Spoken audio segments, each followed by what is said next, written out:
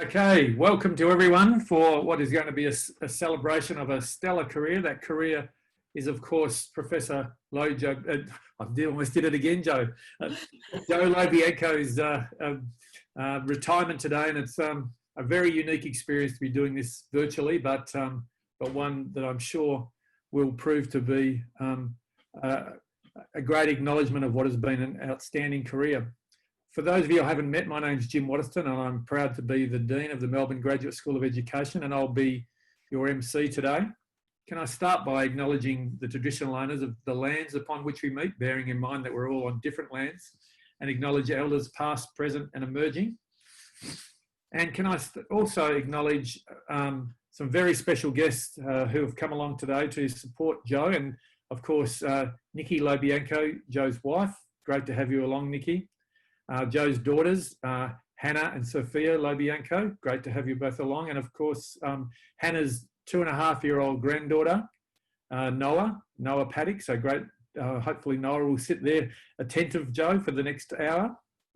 And Dr. Christy Sword Guzmao, AO, former First Lady of East Timor. Really thrilled to have you along, Kirsty, today. Our Provost, Professor Mark Considine, is an audience member, and so great that you could be along, Mark, to acknowledge Joe's great career.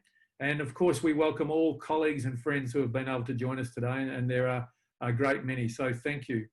As I did say, this is a unique event, and because we've got a number of really great speakers who are going to talk about different parts of Joe's career and life, then what I would normally have done is put together a bit of a CV and given an overview of Joe's career. But Joe created his own CV tutorial, and you may have seen that online today. There's a 49-minute video that we released about lunchtime today that Joe and I spent making on Friday, and it outlines his career. It is a wonderful video. I know sometimes we're a bit time poor, but if you get the chance to listen to Joe talk about how his career evolved and what experience he had prior to becoming an academic and how that informed his outstanding contribution to so many different countries and of course Australia, then you won't regret the time that you spend, and I'm sure you'll probably end up going back and taking snippets of that forward as you digest it. So thank you for doing that, Joe, and we'll take that as being read or listened to in terms of introducing you. But it is a very busy agenda, and we really thank everyone who's made themselves available to speak today. So without any further ado, we are going to get into the speakers, and then, as we did say earlier, Joe, we're going to hopefully have people prepared at the end to toast your success as an academic and all of the other contributions you've made, and to acknowledge the fact that you're still going to be with MGSC as we go forward. So if you haven't got your champagne or whatever your toasting toasting fluid is, then that would be great if you could do that. So our first speaker today is one of the 100 national treasures that Australia elects to that esteemed group, and so it's a great honour for all of us to have Barry Jones here today to open the conversation as we talk about Joe. I was told that Barry said that I should cut him off when he's spoken enough, but I'm way too frightened to do that. So Barry, the floor is yours, and you can have it for as long as you like. Look, it's a great privilege to be able to say something about my much admired friend Joe Bianco, and only regret that it occurs that he's retiring at a time that seems absurdly young from my perspective. And I think his achievement has been prodigious. But you've got to think of Joe in that broader national context. His work reflects to an extraordinary degree Australia's transition from being a monocultural, monolingual society, leaving aside the First Nations people, and in practice, that's exactly what happened. They were left aside, to being a multiracial, multicultural society. And, you know, for decades after 1949, We had large numbers of migrants arriving from Europe, and then in the 1970s, we started with the breakdown of the White Australia policy. Migrants came from Asia in quite large numbers, and we congratulated ourselves then that Australia was the world's most successful multicultural society, and we kept repeating that over and over, especially at election time. I'm not sure that we'd say that now. Cultural and linguistic cleavages, religious and racial differences too, are politically and socially sensitive and controversial in Australia in 2020. And it's a scant consolation to say that we're better in this country than we are in the United States. And universities generally, humanities particularly, are coming under attack. Who cares about the meaning of life? Infrastructure, retailing, they're the priorities. But the meaning of life, give me a break. Who could care less about that? In the 2016 census, 37% of Australia's population did not have English as a first language. And of those 73% of Anglophones, very few are fluent in a language other than English. And I confess that I'm an example of the fact that when I went to school, the languages I was really offered were Latin and French. Why French? Well, the reason was that we adopted the English system holus bolus, and France was the nearest neighbour. So, well, what could be more logical than having French as the second language? Although I read it reasonably well, I speak it deplorably, and although I've got a bit of Russian and I can sort of read Italian and German newspapers, I don't have that linguistic skill that I wish I had. So language is so very important.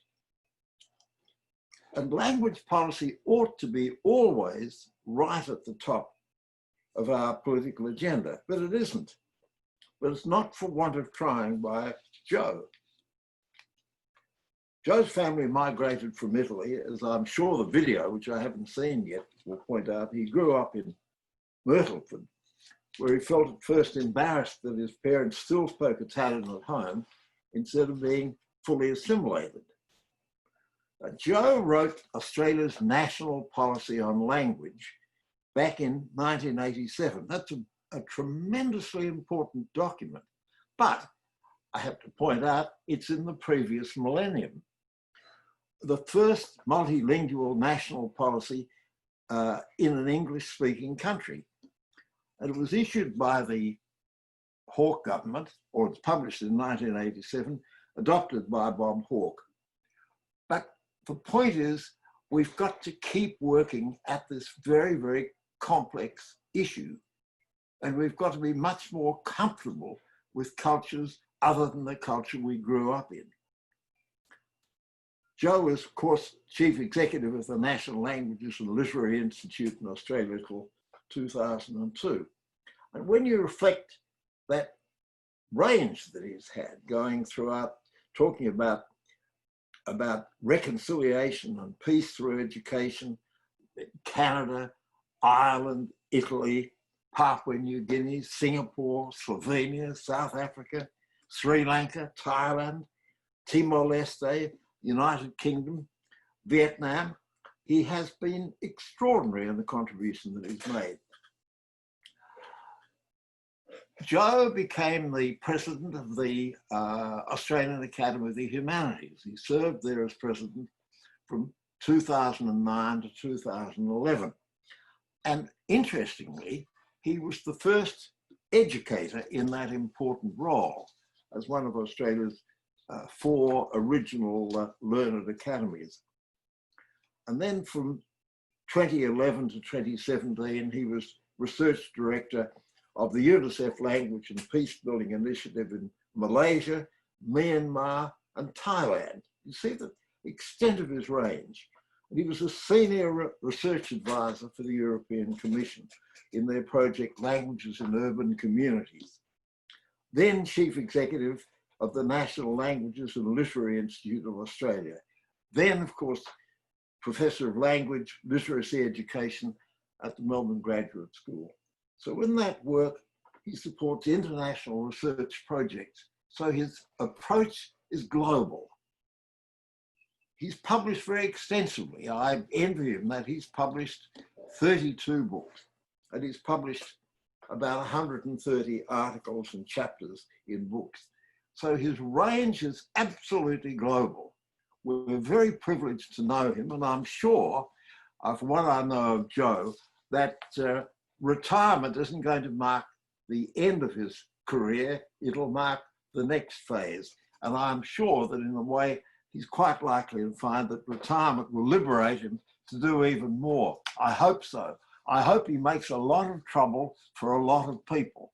There are a lot of issues that have to be addressed, and the humanities have got to kick very much above, have got to perform above their weight. They're vital.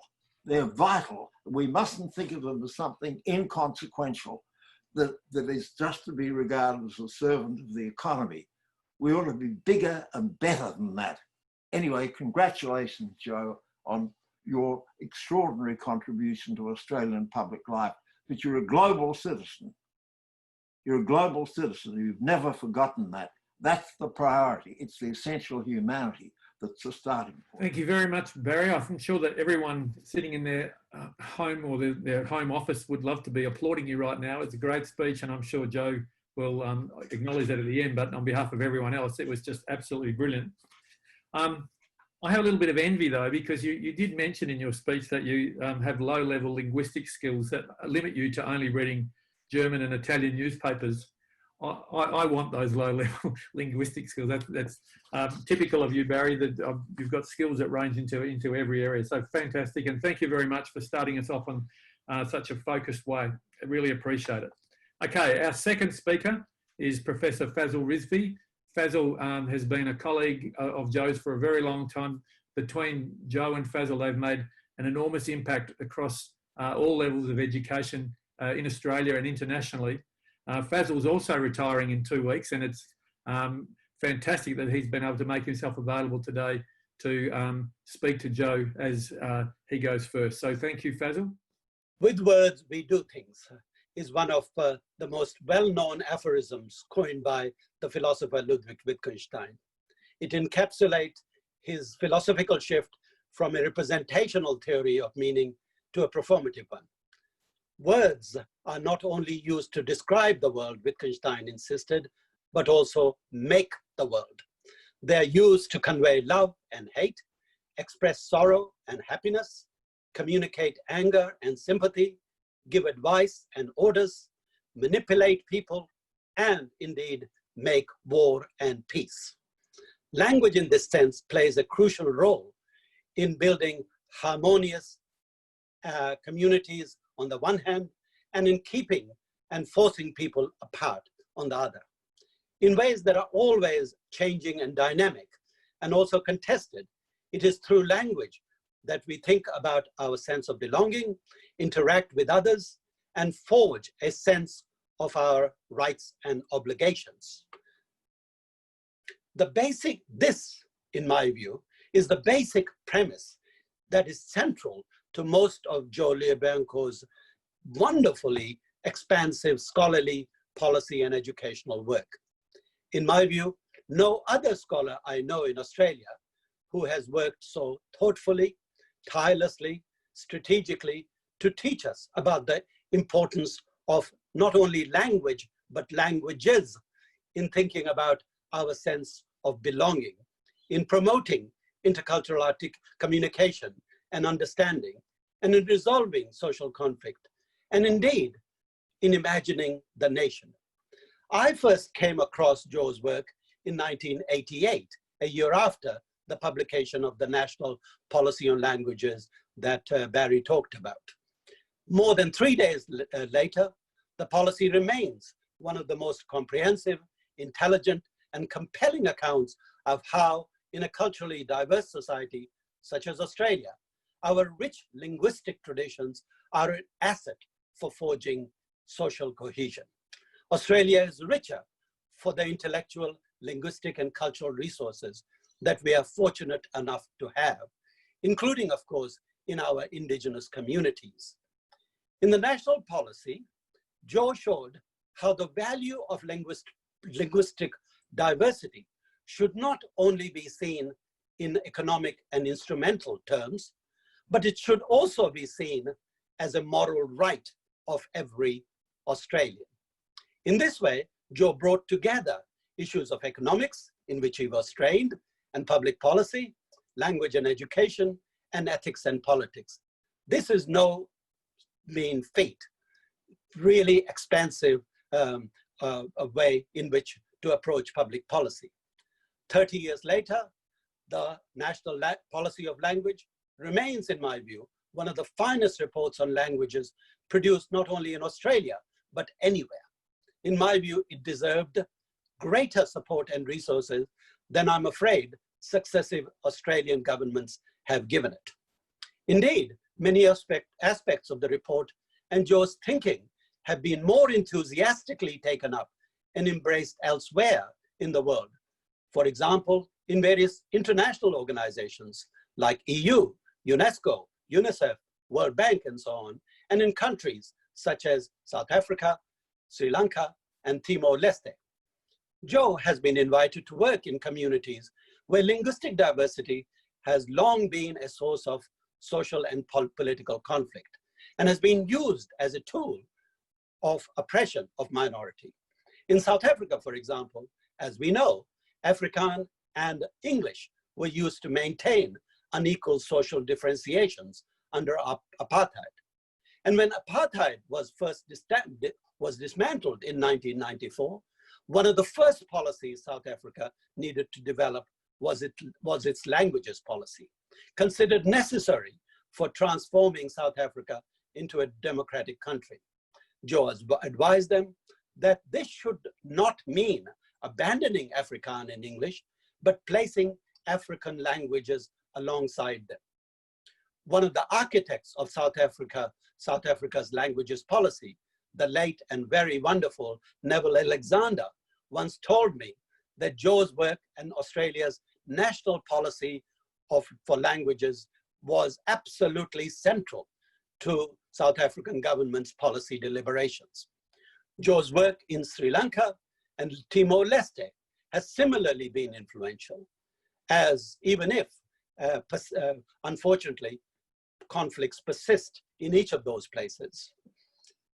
More recently, his work for UNICEF in Myanmar, Thailand, and Malaysia on language policy and peace building is widely acknowledged as being both theoretically sophisticated and practically useful. That's a different combination to achieve. This work advocated the importance of persuasion across differences. It is built on Joe's extensive research and policy experience on how communication across languages can be a helpful tool for solving practical problems of peace building, not peacekeeping, but peace building. I've had the privilege of hearing about this work during our regular lunches, not as many as I hoped we would have had, but both of us had been quite often elsewhere. Many things have become abundantly clear to me. The most important one is his generosity, which is boundless. He's a deep thinker who draws on a wide variety of theoretical and epistemic resources, not only to build sophisticated theory, but also to solve practical problems. At times, I find his erudition, his historical understanding of issues in particular, remarkably breathtaking. I'm hoping that the University of Melbourne and MGSE in particular will continue to draw upon Joe's considerable expertise in not only languages and literacy education, but also in policy and planning, interculturalism and cultural studies, and of course, peace education. As for Joe's himself, retirement will not, I am absolutely sure, mean putting his feet up, but working on new challenges, both intellectual and practical. Thank you, Joe, for your inspiration to not only my thinking, but also of your many, many MGSE colleagues, as well as scholars policymakers, teachers, activists around the world. And congratulations on your fine career and hopefully a very happy retirement, even if it's a working one. Thank you. Another round of applause, I'm sure, in our homes. It's fantastic and a really powerful and affirming view of Joe given to all of us to share. So thank you very much, Fazil. That was outstanding. We are recording this event, Joe, so you'll be able to go back and listen to these again, and I'm sure that it'll be something that you'll love to do. Our next speaker is Associate Professor Larissa McLean-Davies, and Larissa has worked very closely in later years with Joe, and I'm sure he's had a major impact on her life and career. And so without any further ado, Larissa, the floor's over to you. Thank you, Jim. It's my very great honour to speak on behalf of my colleagues in Languages and Literacies Education, known as LAIL, at the retirement of our esteemed and much loved chair, Professor Joseph Bianco. As has been shared, Joe's career and scholarly contribution is by absolutely any measure, absolutely extraordinary. Reading his expansive CV feels like engaging with the outputs of a whole team of people. It seems that several professional lives have coalesced in this one person. For more than 35 years, Joe has specialised in academic studies of languages education and of social problems and conflicts in education. This work, as we've heard, commenced in Victoria and then extended to all states and territories. You've heard already, Joe wrote Australia and indeed the world's first national policy on languages. And Joe's implementation of this policy and his founding of the Institute that followed from this work has been described in the Macquarie Encyclopedia of Australian Events as a series of events that have shaped the history of this country. An awesome achievement. Of course, Joe's work remains foundational to our teaching and research in LAIL. Colleague Julie Choi notes the ongoing impact of Joe's work, particularly in her subjects. Of course, this policy has shaped the possibilities and career options of thousands of people, including our own LAIL staff. Russell Cross reflects that as a direct response to the NPL, his high school in Queensland introduced Japanese when he started in Year 7. And this, as we know, had a profound impact on his career and future possibilities, as we know it would have had for many young people. In the past 20 years, Joe's work and influence has expanded to more than 25 international locations, including countries across South and East Asia, the Asia Pacific, the Middle East, Europe, the United Kingdom, and the United States. And I'm sure there's more in the video. Joe has received hundreds of invitations to speak at international conferences, and each year he's given up to 30 invited presentations. This somewhat relentless schedule made it difficult for his colleagues to follow where Joe was, and often resulted us in saying to one another, where in the world is Joe now? Joe's extensive research has resulted in more than 140 widely cited scholarly works, in addition to a large number of research outreach publications. Over the past decade, Joe has received requests to assist in conflict-affected multi-ethnic settings, as we've heard. On several occasions, this has occurred during periods of open warfare as part of official peace-building activity. In LAIL, we have been absolutely privileged to hear firsthand Joe's accounts of this often dangerous, high-impact fieldwork. Yvette Slaughter, who assisted Joe on the UNICEF Language Education and Social Cohesion Project in Myanmar, Malaysia and Thailand that's been mentioned, recalls Joe's inspirational tenacity and commitment to working with all parties, including military juntas, in order to negotiate children's access to education. So to our part of Joe's story.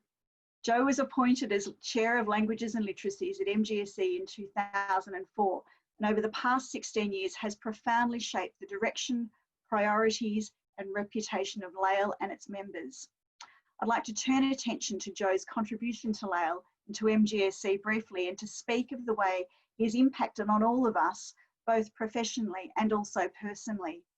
I thank all of my colleagues, but in particular Russell Cross, Tricia Eadie, Yvette Slaughter, Julie Choi, Carmel Sanderford, Marta Abjan-Fada, Paul Molyneux, Renata Aliani, Amanda Burrett and Jenny Baldwin, who are all very generous in sharing their insights about Joe as our leader and the legacy he leaves us as a group of LAIL language and literacy people. As some of you may know, Joe has 6 university qualifications, a Bachelor of Economics, a Diploma in Migration Sociology, a Bachelor of Education, a Research Master's in Applied Linguistics, and a PhD examining US policy and government. As a result of the scope of his intellectual interests, Joe is equally at home discussing Aboriginal language and social justice, plurilingualism, CLIL, TESOL, early years languages program, as he is talking about world literatures, phonics in the early years, and 14th century Italian allegorical art. And we're all very grateful that he has this very wide breadth of discourse. Joe is a truly interdisciplinary humanities scholar. And as chair, this has meant he has spoken into all of our professional discourses, expanding and linking our scholarship and commitments and supporting and encouraging our work with industry. I think this has been one of the great legacies of Joe's work, the impact and the true marriage of theory and practice. When he's been in Australia between many international commitments, Joe has always generously contributed to our teaching programs. He's helped build and conceive new subjects and refined existing offerings. Joe's subjects have always been very popular with students, and the bespoke lectures he has given for all of us, even most recently via remote means, are a highlight both for our students and our staff. In fact, if one has a subject that might not be going as well as one would hope, all one had to do was to ask Joe to come in, give one of his amazing lectures, and the whole thing would turn around. We're grateful for that, Joe, as well. In discussing Joe's significant influence on our professional lives, many of us highlighted his kindness, intellectual rigour, personable nature, respect for all people, and ability to respond with grace and good humour in any circumstance. Joe has a fine eye for detail, and anyone who has walked anywhere with him will know this. You can be deep in conversation with Joe, feeling that your own mind is more than fully exercised, only to see him pause to turn off a live PowerPoint switch that he has observed on a wall, across a room, in a hallway as you are walking past. This attention to detail, of course, extends to people. All of us in Lael have appreciated Joe's hospitable nature and personal, deep care. These attributes have made Joe a powerful mentor for me and for others, both through the formal PDR process and more informally through lunches, coffees, and always generative conversations. I have known that whenever I have had an issue, I have always been able to go to Joe and ask for wise advice, and I will get it. So to finish, Joe is a master storyteller. Ask how he came to be driving his current car. And this rhetorical power makes him compellingly persuasive. By way of example, and in conclusion now, I'll refer to what in Lael has become known as the coffee shop incident. One morning, after visiting a cafe that will remain nameless on the corner of Queensbury and Bowbury Streets, Joe recounted that he had been chastised by staff about the way that he, Joseph Bianco, had expressed his coffee order and preference. The unsuspecting and somewhat supercilious staff clearly didn't know who they were dealing with. When Joe returned to level 2, he declared a ban on the establishment. Anyone who insults Joe also, of course, insults all of Lael, and Lael staff ceased to frequent that coffee shop from that moment and will, I add, continue to do so. Joe, we are enormously grateful to have worked with you, to have learnt from you, and to have been inspired by you. You have given us a great legacy, and we look forward, as you become our honorary professor, to continuing this work together. Thank you. Well done, Larissa. Fantastic, and really summed Joe up brilliantly. Larissa's got a very onerous task going forward because it's her job now to make sure that Joe never escapes and that he's continually around for other young and mid-career academics to be able to tap into that wisdom and to be able to understand some of the great things that he's been able to impact out in the wider landscape. And so, Larissa, your work starts tomorrow. There you go. Okay, thank you. Our next speaker is our probably our MGSE living treasure. So we'd like to introduce Professor Lorraine Graham to say a few words about Joe. Thanks, Lorraine. Thank you so much, Jim. Hello, everyone. Dear Joe, It is such an honour to have the chance to say a few words in support of your massive contribution to MGSE, the University of Melbourne, Australia, the world, and dare I say, the universe. You have contributed on so many levels and across so many forums for such a sustained period of time that you have a unique platform from which to launch your next adventure. Whatever you decide to do, Joe, it's going to be glorious. So I want to make my remarks today from the viewpoint of your colleagues here at MGSE, and to add to what's already been said about your generosity, your intellectual talents, and your kindness. Now, I had certainly heard about the excellence of your work, Joe, on the National Language Policy and in the corridors of power in Canberra, long before I had the chance to meet you. So a much loved colleague of mine from the University of New England, Helen Andrioni, worked with you during those Canberra days, and she connects us, and she certainly spoke to me about what a wonderful colleague you would be and you are.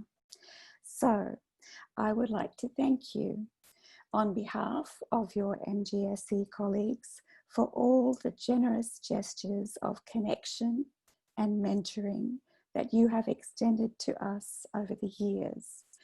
This is whether it's been on an advisory panel, MGSE committees of all types, in hallways or over coffee, but not from that shop.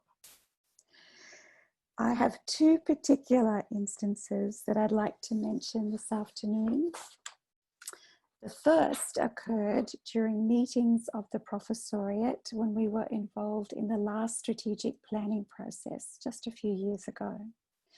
And I always felt blessed, Joe, when I was in your group, because then I could be certain that there would be someone who would report back in a truly articulate professorial style. You are a marvelous orator. You have a voice actually like tiramisu. And I always learn something when I listen or work or meet with you. My second instance to mention is from 2019, when you, Liesl, and I constituted the panel for the triennial reviews for our MGSE colleagues of level A, B, and C.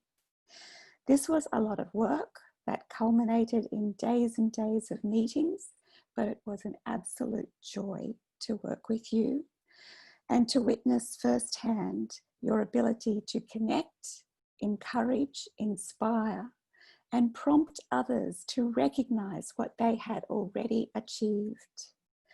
Working with you and Liesl in that supportive role was a career highlight for me, Joe. Thank you.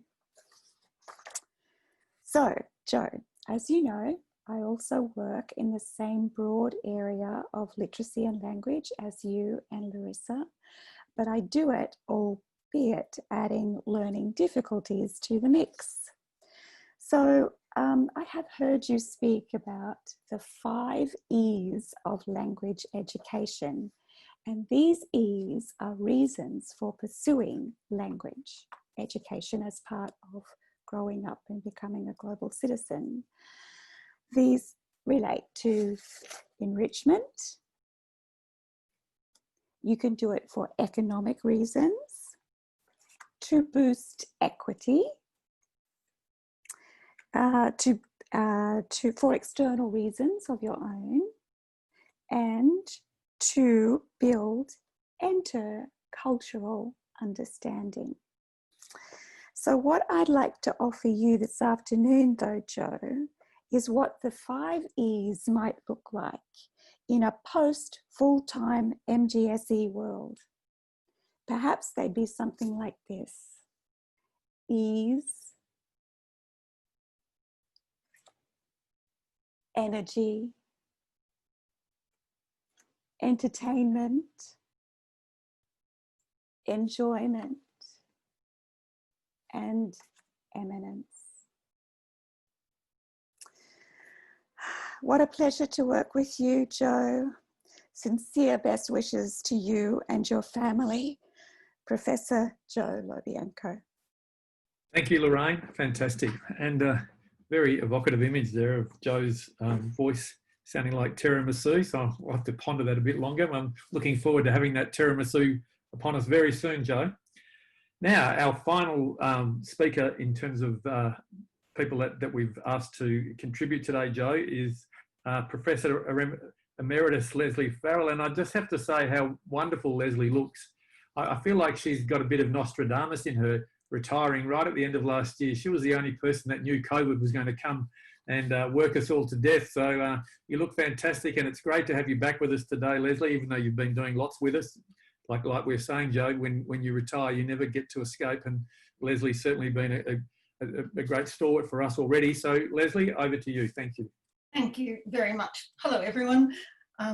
It is a real honour, Joe, to speak at your retirement from MGSE, and there's so much to say and so little time to say it. You might think that coming up to so many distinguished speakers, I'd be left with nothing to say, but with Joe, there's always more to say. So I'm going to devote my 5 minutes to 3 moments when Joe and my professional lives have intersected. The first was the mid to late 1980s, a time of big hair, big shoulder pads, and big public policy. And Joe was driving the development of the national policy on languages. I was involved in consultations in various roles associated with literacy advocacy. Others have spoken about the importance of the national policy on languages and on Joe's intellectual leadership, and I simply agree with everything that they have said. But I want to talk about how Joe did it. Joe was committed to consultation. There were many groups to consult with and much to consult about.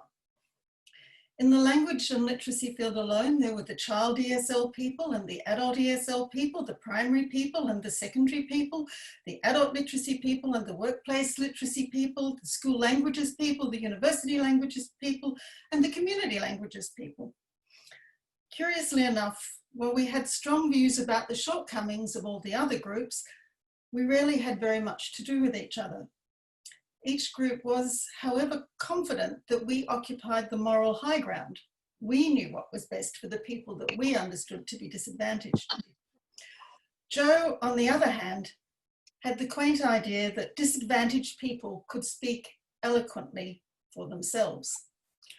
And so he developed consultation processes that managed the tensions between the different academic tribes and also made a space for people who might otherwise have been heard. Joe's approach to consultation was not token, it was real, and it produced a document that was world-leading. The consultation process also produced a group of educators previously divided, but now united and committed to the policy that they felt they had helped to craft. In many respects, the consultation process didn't just produce a major piece of public policy, although as other speakers have said, it certainly did. It reshaped, and to some extent, united our field. Thank you for that, Joe.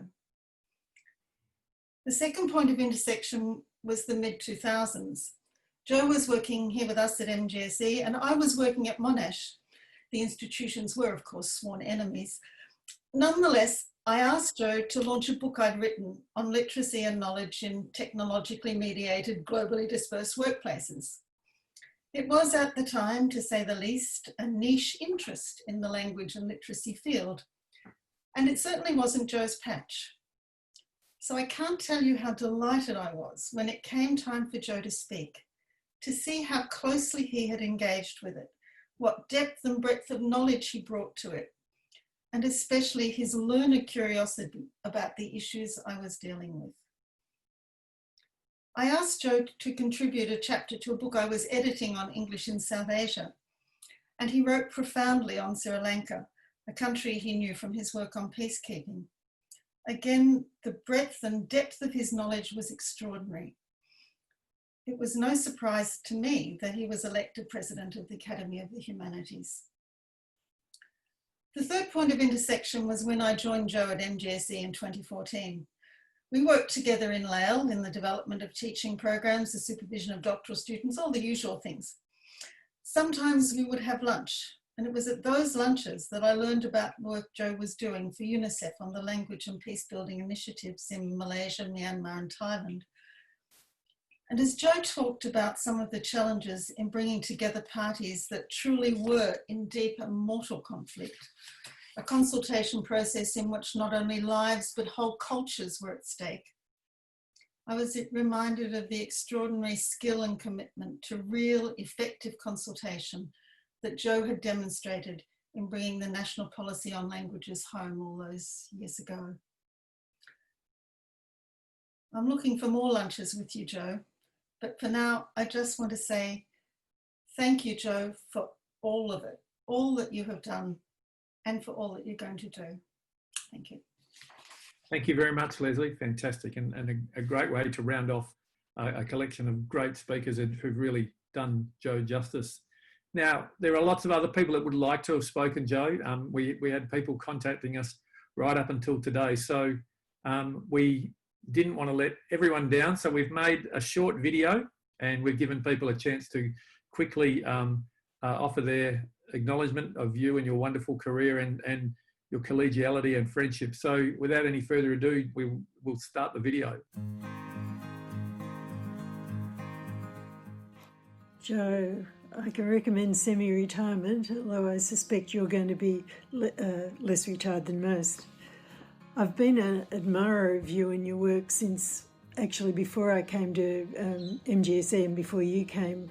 When I was at UTS, your name was held in high regard among the language people, and I've always liked the work you do. And when I heard that you were being appointed to the chair of language here and language policy, I was extremely pleased because I think it was a sign of the breadth and the intellectual quality and the international quality of what MGSE was going to stand for. And I still remember your inaugural lecture. It was genuinely one of the most stimulating lectures I've ever been at. And again, the kind of intellectual breadth you bring to your work is just astounding. I think you've been a really strong voice for the humanities. And I also admire your ability to go on working with so many government and non-government bodies that are always difficult to manage politically, but you are both an intellectual and an activist and have a huge knowledge of languages and language policy. And I think you're going to be sorely missed at MGSE, although I don't expect this to be the last we all hear of you. This is not a farewell message, because Joe and I will, we hope, be working together for the next couple of years on a new project.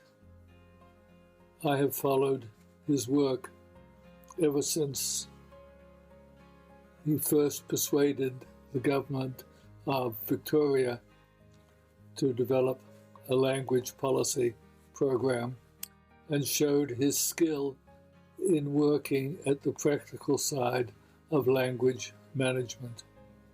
I wish him a busy and fruitful retirement. Hi Joe, Stephen here. I'm just wanting to wish you all the very best on your retirement. I know this virtual function will have a few of us saying something to you, and I just wanted to add my own personal words to you. I have very, very much enjoyed working with you over the years, episodically and perhaps not as much as I would have liked, but the times that we have worked together I have really appreciated. And of course also I very much respect and admire your work and your personal, professional and academic commitment to issues of language policy, language rights, minority languages. And so I just wanted to acknowledge that personally to you, wish you all the very best in your forthcoming retirement. I know you won't be slowing down anytime soon, knowing you, and I know you have a couple of books coming out, and I look forward very much to reading them. But I just wanted to note how much your work and how much your own personal and academic commitment has meant to me working in this field with you. So all the very best, and I hope you have an enjoyable day, and I look forward hopefully to remaining in contact with you, as I'm sure we will. All the very best. Cheers. Hi Joe, I'm here to wish you farewell and to express my appreciation for fantastic years and time we spent together, whether in Israel, whether in Washington DC, whether in China, whether in New Zealand last year. It's always a wonderful experience to spend time together, to learn so many things from you, to always get new ideas and also good laughs. So wishing you the best and hope to see you soon somewhere. Bye. Well, Joe, that's been a quick 17 years. My allocated 90 seconds can really only scratch the surface, but I'm delighted to have this opportunity. I think you've heard what I'm about to say before. It would have been over a glass of red at University House. So when you arrived in 2004, your international reputation was already established. But what was not so obvious to those who were less familiar with your work was the incredible global perspectives that you possessed in relation to languages and world history. This breadth and depth of knowledge made your academic presentations and your public lectures not only deeply engaging, but mind-blowing. Your dean's lectures were jaw-dropping. I'll mention briefly two things that were particularly important to me as dean and as an academic. The first was at the Kalorama Planning Conference in 2005, the conference that really set the path for us to be a graduate school. You made it perfectly clear what we needed to do to be relevant on a world stage. That was very important. And second, you helped me personally understand the role of language use and practices in education, and their role in peace building and reconciliation, so relevant to our work in the Philippines and in Mindanao in particular. We will still need your wise counsel, Joe. I do hope that, like Barry McGaw, as he puts it, you become a failed retiree. You're a great colleague, Joe, and a very special friend. Well done, and thank you. If I had to say what most impressed me, and still impresses me, about Joe, it is his intellectual capaciousness. He had the most extraordinary and easy grasp across so many fields. He brought to bear on his field of language policy what seemed like an encyclopedic knowledge of global politics, the principles of policy, a sure grasp of the working of politics in different systems and countries, socio-economic understanding, language and literacy theory, all in the service of producing good policy leading to positive social outcomes. He seemed to read voraciously, would mention some academic book, and he would have read it. He also had a deep but unostentatious knowledge of literature and the arts. It seems to me thoroughly typical of Joe that he had, and I hope still has, in his study at home around the walls, a reproduction of the allegory of good and bad government, Ambrogio Lorenzetti's 14th century fresco from the Palazzo Pubblica in Siena, which Joe could talk about in great and fascinating detail. Having this fresco in his workspace speaks to Joe's concern with politics and policy, but also to his desire to see these things creatively as foundational, producing positive human outcomes. I think that Joe's career has been all about promoting good government in language matters, and I'm sure retirement won't change that. Happy retirement, Joe. Well, that was part of the many people that wanted to acknowledge you today, Joe. So we've been able to use wonderful speakers all day to really focus on the gifts that you've been able to provide to so many people. I guess as I introduce you and allow you to respond to those wonderful words that people have invested time over to really capture you. From my perspective, which has been much shorter time than everyone else, you always, like any professor that I've got to know in the last couple of years, you were very evasive. And I never knew which country you were in, but you were somewhere. But you were always back at the right time. And we had plenty of times in my office where, after discussing each other's illnesses and medical issues, we talked about life and our work, my work and yours, and your wisdom, and as many people have pointed out, and your capacity to be able to know what to say at the right time has really helped me be able to get to this point. And so that authenticity, I think, your humility, your positive approach, your honesty, and I guess that compassion and passion that you bring to the table, no matter what you're talking about, no matter who you're with, you're such a great role model to everyone. So we don't have a gift to give you that's tangible that we can hand you today, but I would like to introduce you to speak. So can we call on Professor Emeritus Joe Bianco to speak? Thank you.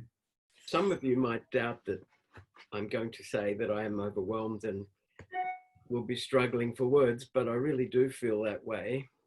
So I'll try and read what I put down without becoming emotional, but I really am very moved by what people have said, and I thank you very sincerely, really from the bottom of my heart.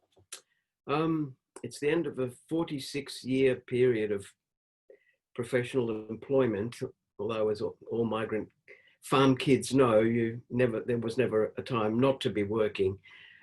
Professional employment is a different thing, and so it is a significant change for me. When Jim suggested this virtual farewell celebration, I was very honored, but I was also very puzzled about how it would work out. And so I promptly got a bad haircut and bought some champagne, and I powered up my dongle so that in case the NBN decided yet again not to be world's first broadband service, I would be at least secure. And then I took a quick look at the dictionary meanings of the word virtual. As a regular adjective, virtual means almost and not quite, and it generally suggests something like better luck next time, pal. But in fact, today's virtual party farewell celebration webinar has been full bottle, everything any human could hope for and much more. If we'd done this in the Frank Tate room on the 9th floor, my dear friends from all across Australia, from New Zealand, Singapore, China, Italy, Israel, Tunisia, England, the US, Canada, and elsewhere wouldn't be here, but I know that many of them are, and I'm very grateful to them. Some of them are in a really different and punishing time zone. I'm very grateful for that in the real rather than the virtual sense. In computing, however, virtual means not physically existing and generated by software to appear to be real. And while this is literally true in the old meaning of literally, it is not virtually true in the new meaning of virtual, because this celebration feels very real and actual and physically existing to me. And for that reason, I'm also very grateful to you and quite moved. In optics, virtual means, apparently, the points at which rays would meet if they were produced backwards. Given that I've had a few episodes of vertigo recently, that's what most things sound like at the moment. Fortunately, I chose a career in which we try to project things forward. In mechanics, virtual means, quote, infinitesimal displacements of a point in a system. And this definition seems to me to be proof of the universal need for more and better education, for humanities, for critical scholarship alongside science, technology, and better and more democratic reasoning about stability as well as displacement. I think very deeply that if you work and pose the question of social cohesion as an educational objective of our work, you have to be able to ask the questions about communication that I think were posed by so many of you before. The most ominous meaning of virtual, though, is predictably from physics, where it means, quote, particles or interactions with an extremely short lifespan. Fortunately, in our professional field, ideas and research and teaching outcomes have extremely long lifespans. And that's what I'm particularly moved about today, because many of the collaborations that have been referred to and many of the comments and anecdotes that were mentioned by the speakers are about things that occurred a long time ago and yet are fresh in our relationships today. And this is a wonderful, wonderful thing. I've been in professional working life for more than 45 years, and this virtual meeting today suggests something quite moving and significant. In my working life, I've had the privilege of multiple collaborations. I don't know what I did to deserve all your friendships, but I'm incredibly grateful for them. Many of you are hooked in today, and these deep collaborations have greatly improved my life. I spent a short period of time visiting Tunisia. I've got a project underway with a dear colleague who I believe is online today. And through that collaboration, I came to know of an astonishingly interesting society where the problems of language and literacy and national identity and cohesion are not dissimilar to our own. They have their own particularity. And this tells us about the grounding in real, reproducible life that education is really about. Many of you, of course, have been part of this process and you've educated me along the way, and for that I'm deeply grateful. Of course, my colleagues in LAIL, the Language and Literacy Education team at the University of Melbourne, whom I love very much, and are friends and colleagues, and many of you have spoken and many of you would like to, and I look forward to speaking to you as we proceed. You've really deeply influenced my life. When I came to the university, it was after a period of time when the then federal government took away all of the finance of the National Languages and Literacy Institute. It was an extremely difficult period of time of dissolving things that had been created over 3 decades. This is one of the saddest things about public policy in Australia, that we chop and change, we're inconsistent. And I think that's because we don't recognize enough, sufficiently well, that what we do in language education is not at all virtual. It's about the production of long-term investments in an integrated, cohesive, communicating society that reflects on culture and social equity for its participants and members. So I think that is a struggle that will go on for a long time. The lifespan and geographic scope of education-based language work for universal literacy and human rights, of course, is the most important objective of the United Nations system. I think, frankly, it's its most important reason for existing. Applied linguistics and education, which are the two fields, I'm astonished that in the video, the people that you're able to put together are very moved by their input, are very pragmatic activities, and they seem to some people to be concerned with things that might be theoretically not very rich. But there's nothing in the world of interaction of people that can't also be deeply theoretically rich, even as it's very pragmatic. So the preferred meaning of virtual that I'm going to choose today is not from the ones I've just mentioned, but in fact comes from its etymology in Latin, which ties the word virtual to ideals, to ethical behavior, and to the common good. The University of Melbourne came to me, or I came to it, my application at a critical time in my life and in my career, and I'm very, very personally grateful for that opportunity in ways that perhaps you won't know. It seems like we live in a misshapen world today of plague, but it is also a world in which we can have some optimism for democracy and opportunity for science, instantaneous communication. But the agenda for the period of time that I think we can project into the future is for somehow or other to imagine language as a human right. And that is work still to be done.